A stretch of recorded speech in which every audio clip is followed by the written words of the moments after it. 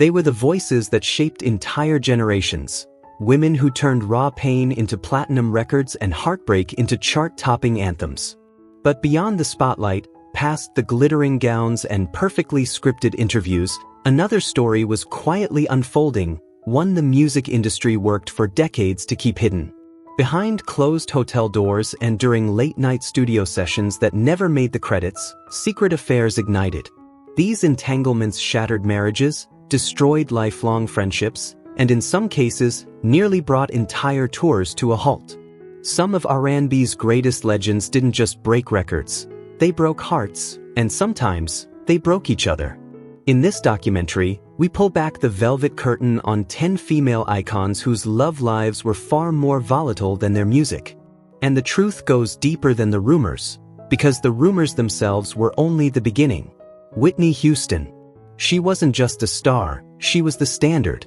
The blueprint the entire music industry pointed to and said, "This is perfection."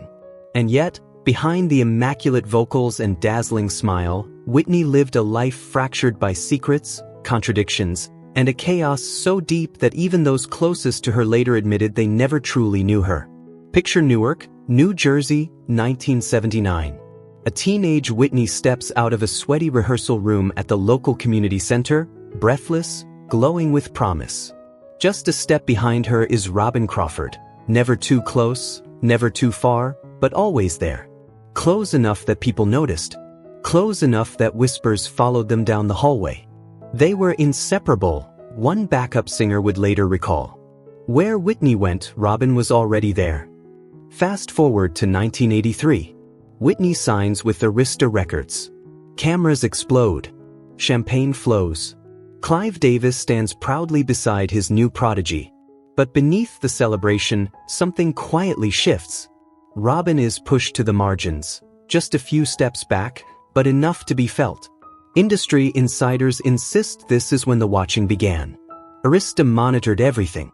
One former assistant claimed they tracked Whitney's friendships, her late nights, even who lingered too long in backstage embraces. They wanted an image untouched, the perfect all-American girl. No rumors, no shadows.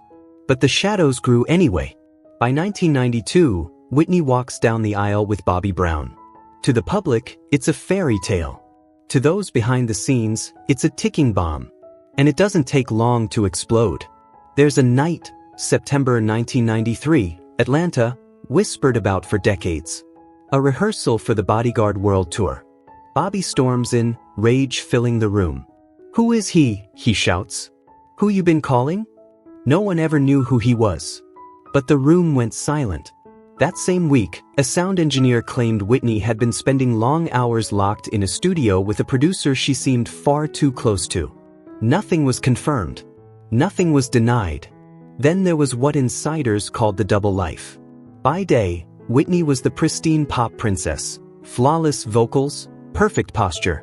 By night, she slipped into private parties where cameras were forbidden, surrounded by R&B singers, dancers, and producers who spoke in low voices about her wild streak. One backup vocalist described a night in Los Angeles in 1994. "She walked in like a storm," they said. Everyone froze. Whitney poured her own drinks, perched herself on a producer's lap, then vanished down a hallway for 20 minutes. When she returned, her lipstick was smeared. By morning, she was back on stage, immaculate, untouchable, as if nothing had happened. The most explosive rumor of all? That before marrying Bobby, Whitney had a secret affair with a powerful black producer, a man who abruptly vanished from her inner circle after Clive Davis intervened. Some say he was paid to disappear. Others say he walked away. The truth remains buried. What is known is this: between 1992 and 1995, the marriage collapsed under jealousy, betrayal, and dueling addictions. Tabloids scratched the surface. Insiders insist the reality was far darker, a maze of affairs, violence, and secrets shielded by money and influence. Whitney Houston was the voice of a generation. But her private life? It was a battlefield, and almost no one escaped without scars. Chaka Khan. By the time most artists were still begging for attention, Chaka Khan was already known in the industry as something far more dangerous, A woman whose presence could electrify a room or burn it to the ground. It's 1974, Chicago.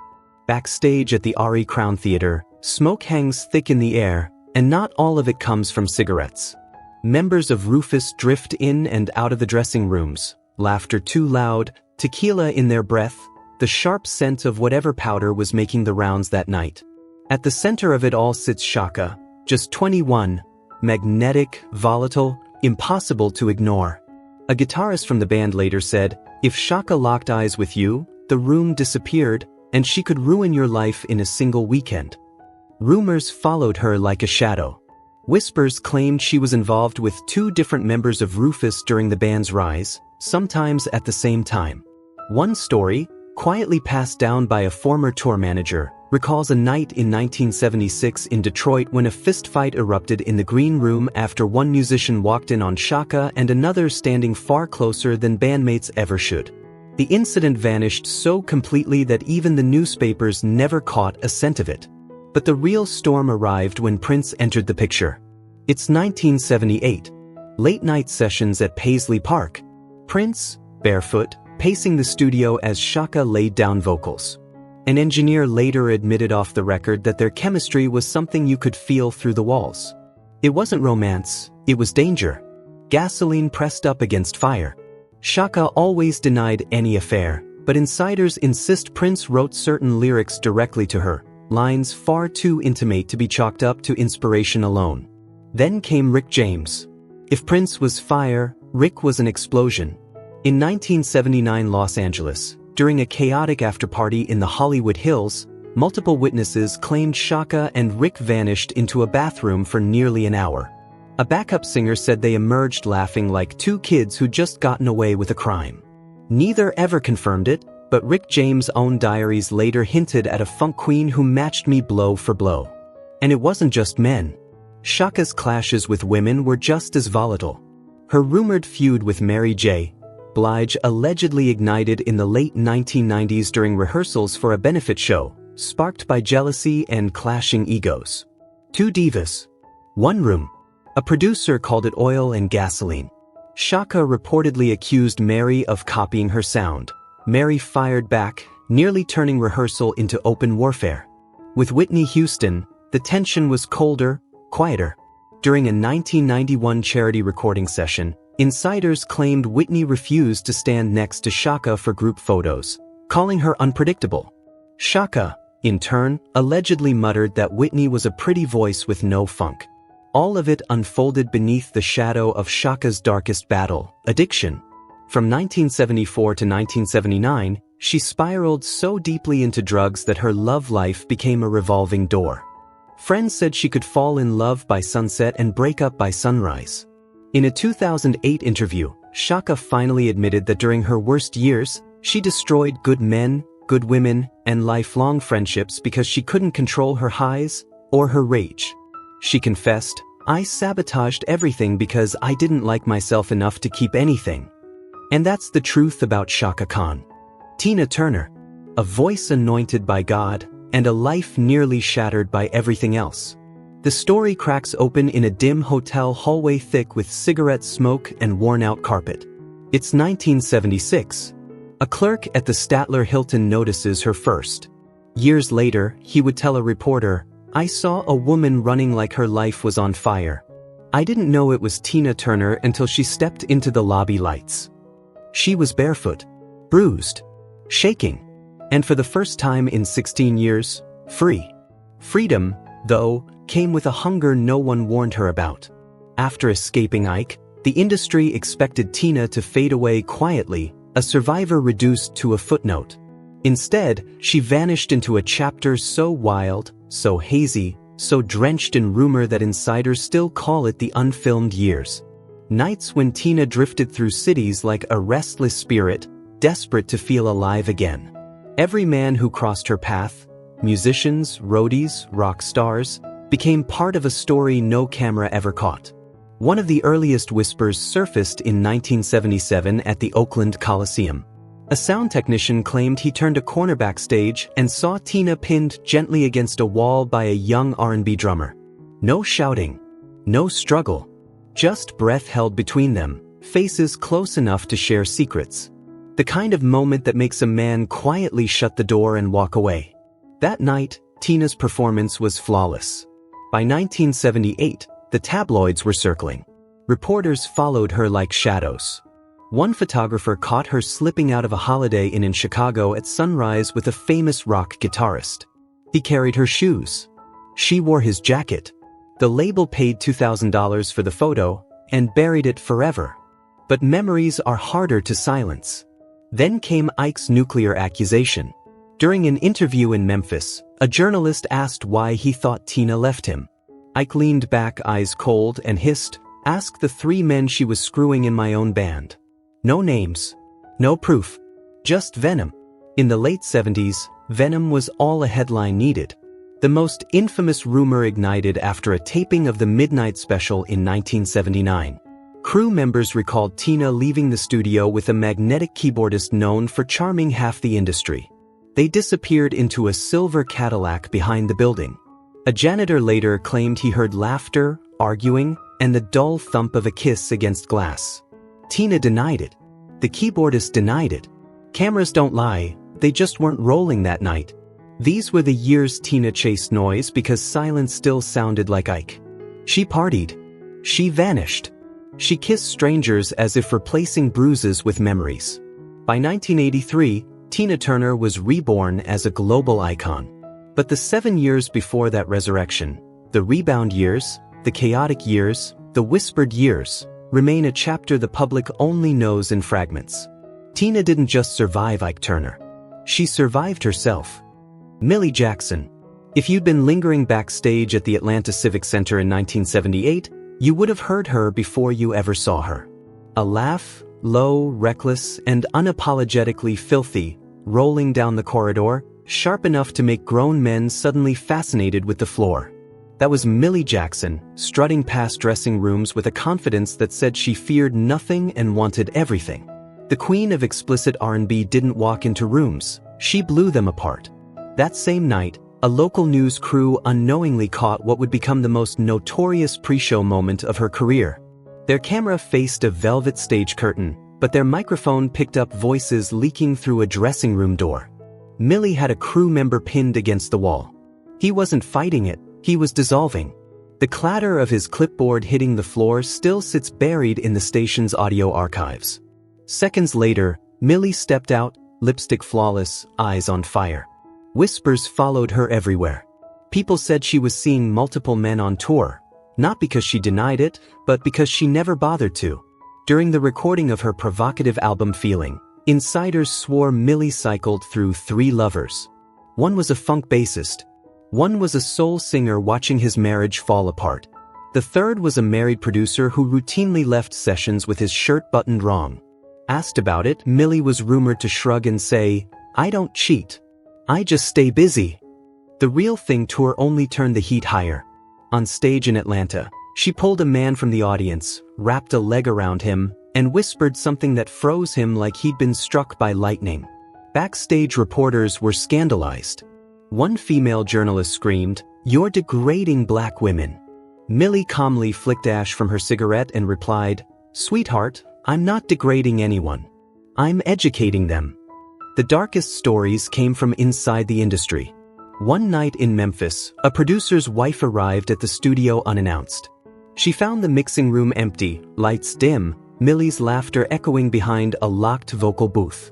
Minutes later, the producer stepped out, smoothing his hair. Millie followed, brushing glitter from her dress.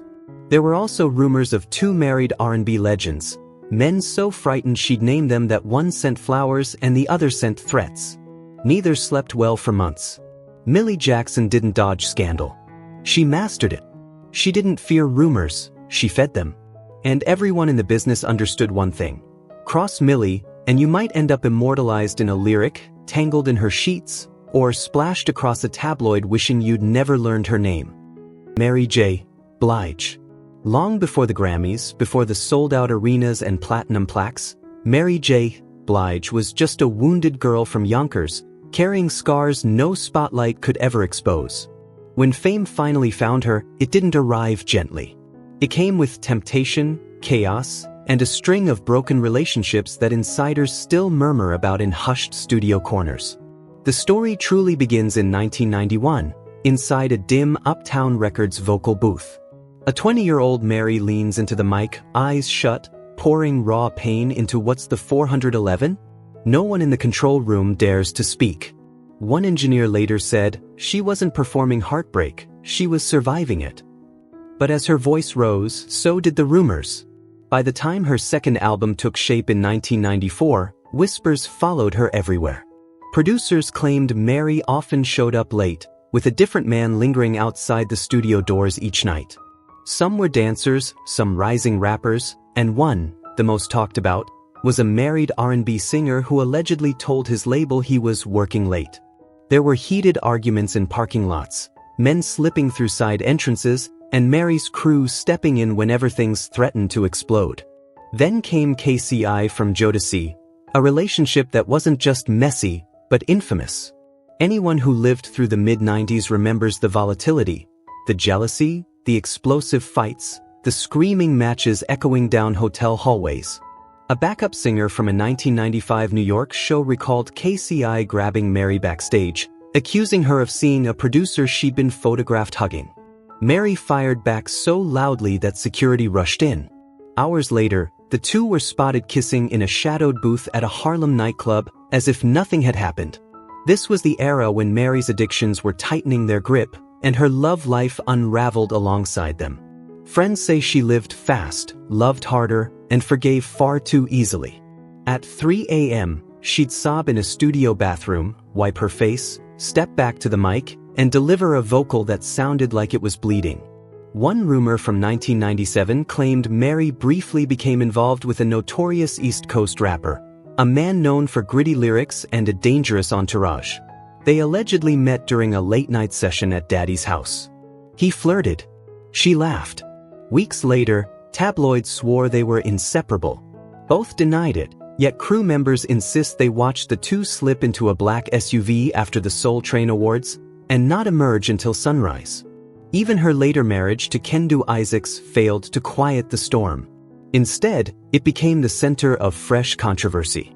By 2016, divorce filings revealed accusations that Mary had spent thousands on male companions, gifts, hotel rooms, private flights. Documents hinted at emotional entanglements with trainers, musicians, even a wardrobe assistant. One former stylist said, Mary didn't cheat for excitement.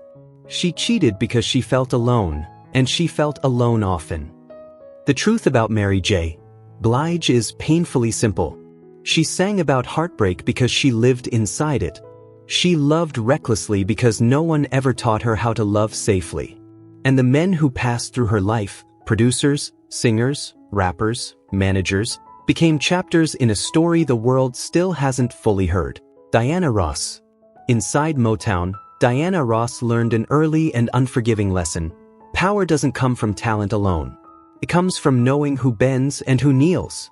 The documentary opens in Detroit, February 1964, inside the aging Motown headquarters on West Grand Boulevard. A bitter winter wind rattles the thin windows as the Supremes record background vocals for a song they weren't even scheduled to sing. In the center of Studio A stands Diana Ross, eyes fixed on Berry Gordy behind the glass. An assistant engineer who worked that night later said you could feel it in the room. She wasn't singing for the record. She was singing for him. What unfolded between 1964 and 1970 would become one of Motown's most tightly guarded whispers. The alleged triangle between Diana, Motown founder Berry Gordy, and Mary Wilson, her bandmate, her rival, and, some say, her first casualty. One of the earliest cracks appeared on July 16, 1965, during rehearsals for The Ed Sullivan Show. Mary Wilson arrived early, expecting to find the group in Studio B. Instead, she found Diana and Berry alone, seated far too close on a piano bench. They jumped apart instantly. Diana smoothed her dress. Berry adjusted his tie. Mary said nothing, but the next day she told a backup singer, "I saw what I saw." From that moment on, everything shifted. Producers began insisting Diana take the lead, even on songs originally written for Mary. With every performance, every interview, every photograph, Motown pushed Diana into the spotlight and nudged Mary deeper into the shadows. Insiders say Diana didn't simply rise, she maneuvered. A Motown choreographer recalled an August 1966 night after a show in New Jersey when Diana left the venue with a prominent Motown songwriter whose wife also worked for the label.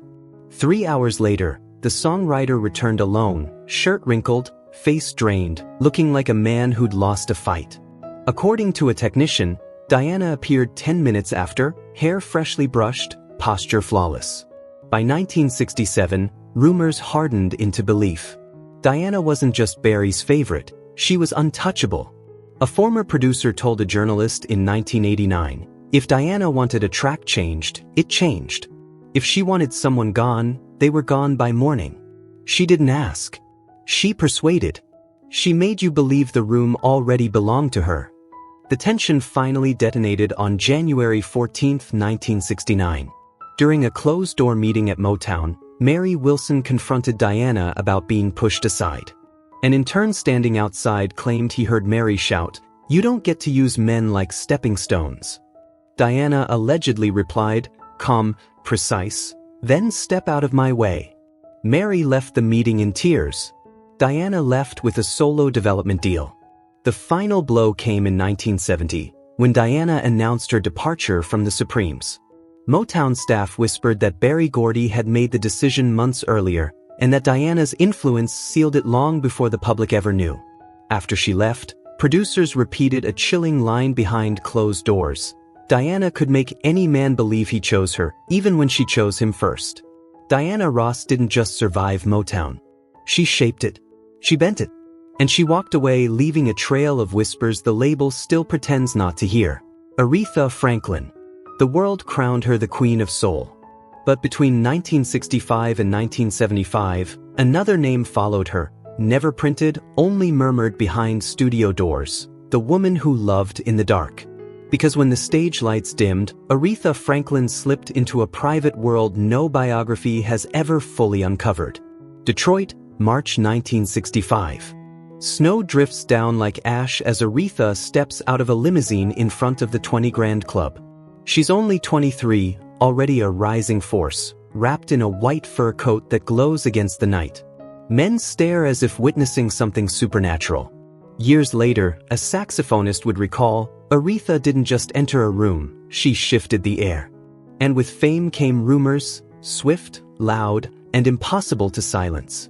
Her first major scandal ignited in 1967 during a Southern tour. After a show in Jackson, Mississippi, Aretha disappeared for nearly 2 hours. Her husband and manager, Ted White, stormed through the hotel halls shouting her name. A maid later admitted she'd pointed him to room 314, where Aretha was reportedly found laughing with a well-known soul guitarist. The doorframe was splintered. The hotel discreetly billed Ted $128 for repairs. When her mother passed in 1968, something inside Aretha fractured. Her sisters later said she entered a shadowed romantic phase, drifting from man to man the same way she drifted from city to city.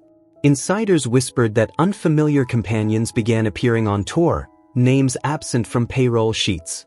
In Cleveland, November 1969, a sound engineer claimed he passed her dressing room and heard 2 male voices inside. When Aretha opened the door, her hair was disheveled, her smile slow. "Baby," she said, "you're early." Then came the most infamous rumor. In 1971, a gospel singer swore that backstage at Chicago's Auditorium Theater, he spotted a handwritten list taped inside Aretha's mirror, initials of favored men, sorted by city.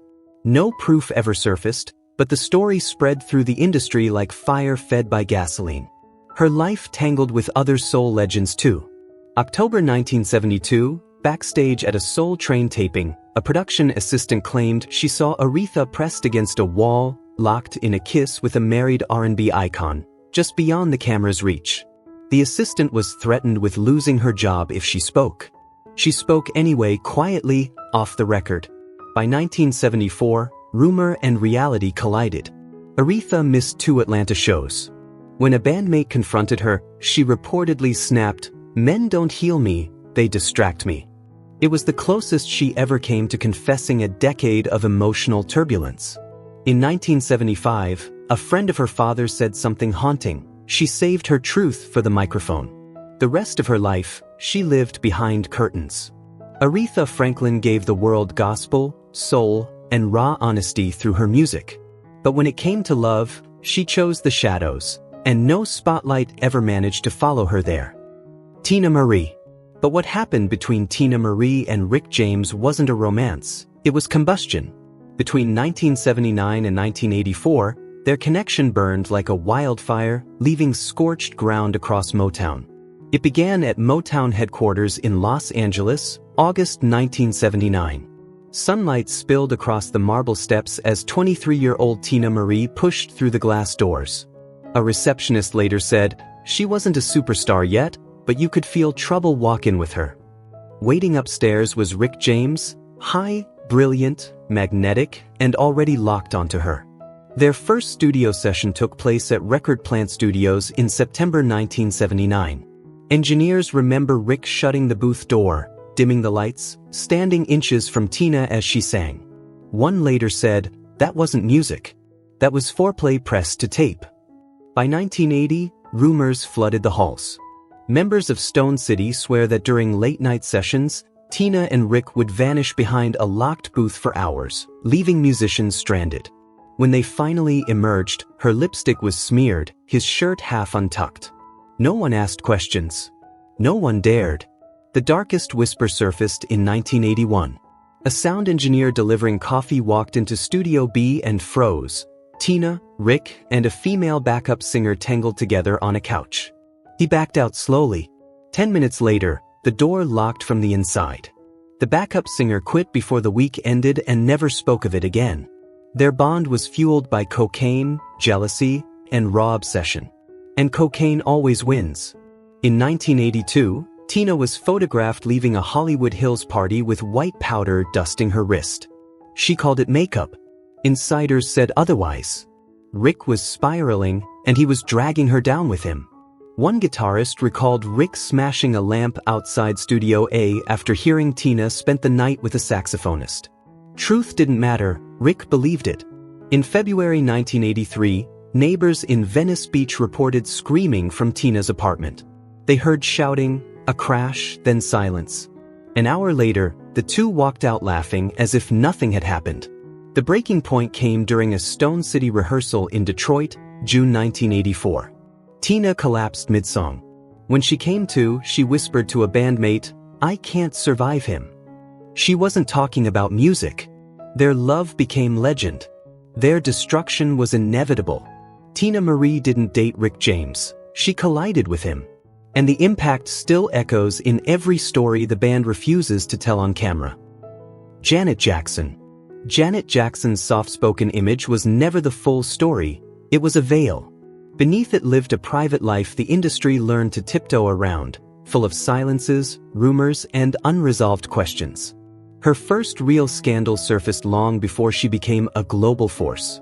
At just 18, she quietly broke away from the Jackson family's iron grip and married James DeBarge in a late-night ceremony witnessed by only a few. Church workers later recalled how uneasy she looked, her hand visibly shaking as she signed the papers, while James kept glancing toward the door, as if expecting someone to storm in and stop it all. The marriage unraveled almost as quickly as it began. It was marked by disappearances, volatile accusations, and long nights when Janet had no idea if James would return home, or where he had been. When she finally walked away and the annulment was finalized, the damage lingered. Gossip columnists treated it like a permanent blemish, one they would never stop revisiting. As Control and Rhythm Nation transformed Janet into a cultural phenomenon, the press began writing a different version of her life, one filled with secret lovers and hidden dramas. Tabloids whispered about dancers slipping into her hotel room after midnight. Others hinted at a tour romance with a man whose name was always conveniently left out. One anonymous source claimed Janet formed emotional attachments too quickly, suggesting that backstage bonds blurred into something far more intimate. None of it was ever proven. That didn't slow the stories down. Then came the rumor that refused to fade, the alleged secret pregnancy. According to tabloids, Janet had quietly given birth years earlier, with a family member raising the child as their own. Magazines printed the claim as fact. Fans dissected it endlessly. Talk shows pressed her for answers she never gave. A family friend later said, Janet learned to survive by staying silent and letting lies burn themselves out, but they never did. They just hung in the air like smoke. The emotionally raw velvet rope era only amplified the noise. Dancers described Janet as more open, more fragile, more connected. Comments the media twisted into claims that she was romantically involved with multiple people on tour. Even a bodyguard was pulled into the narrative, with one publication suggesting he spent far too much time alone with her after shows. Again, there was no evidence. Still, the mythology grew. Janet Jackson as a woman leading a double emotional life behind flawless choreography and military precision. Everything exploded at the Super Bowl. In the seconds after that infamous moment, the media turned merciless. Reporters tore through her past, resurrecting every rumor they could find. The secret husband, the alleged child, the dancers, the guards. Commentators framed it as decades of deception finally exposed. Talk shows recycled old tabloid stories as if they were breaking revelations. Those close to Janet say she retreated completely, not because of what happened on stage, but because the world used it as permission to dismantle her private life. One longtime producer put it bluntly, Janet wasn't destroyed by the Super Bowl. She was destroyed by everything they tried to attach to it. Her music endured. Her legacy endured. And whatever truths she carried with her, she took them into silence, where they remained hers and hers alone. Patti LaBelle. On stage, her life looked like pure celebration, power, glamour, and unstoppable energy. But behind the spotlight, the story was far more layered. At the peak of her fame, Patti was known for a fiery intensity that often eclipsed the grind of touring itself. Musicians from that era remember her as someone who lived without restraint, forming fast, passionate connections and leaving a lasting impression wherever she landed. The first visible fracture surfaced during a rehearsal at Philadelphia's Uptown Theater. A heated confrontation erupted between Patti and Sarah Dash, spilling into the hallway and bringing rehearsals to a standstill. Crew members froze, sensing this was more than a creative disagreement. Many believed the tension revolved around a well-known male soul singer who had grown close to both women. None of the parties ever addressed it publicly, but from that moment on, the group's chemistry shifted irreversibly. As non-stop touring continued, Patti developed a reputation among musicians for intense, complicated, and often short-lived romances. One longtime guitarist later recalled that Patti had a way of looking at you, just once, and making you forget there was someone waiting back home. Cities like Detroit, Chicago, and San Francisco buzzed with backstage whispers. Stories circulated of late-night dinners that ended at dawn, of musicians vanishing after shows, of tour staff quietly looking the other way. One incident in New Orleans became legend within label circles. After a major performance in the French Quarter, hotel staff spotted Patti arriving with a famous R&B singer whose marriage was already unraveling. She checked in under an alias. He slipped in through the service elevator. Patti left before sunrise, heading to rehearsal with the calm confidence of someone accustomed to living between worlds few ever see. Then came the rumors, persistent, unrelenting. Alleged romances with legendary singers. Fans fueled them. Forums dissected them. Journalists tiptoed around the subject in interviews. Patti never confirmed anything, never denied it either. She deflected with grace, which only deepened the mystery. A former backing vocalist once said, "If Patti cared about someone, she protected them. That's why the truth never came out." The most explosive clash came later, during a rehearsal in Los Angeles. Witnesses described a brutal argument between Patti and Sarah, raw, emotional, and filled with accusations neither woman would ever repeat publicly. Those closest to the group believed both had been romantically involved with the same musician, a secret so deeply buried it poisoned the bond forever. When LaBelle eventually disbanded, the official explanation was creative differences. Insiders whispered otherwise. Patti LaBelle went on to become a solo superstar. Her voice remained unmistakable. Her private life remained sealed. Their voices reshaped music, but behind the harmony were private battles, rewritten by rumors that never fully disappeared. Whose truth runs darkest? And whose story should we uncover next? Drop your thoughts in the comments. Hit subscribe and ring the bell, because the next chapter goes even deeper. And if you're ready to explore the hidden corners of Black music history even further,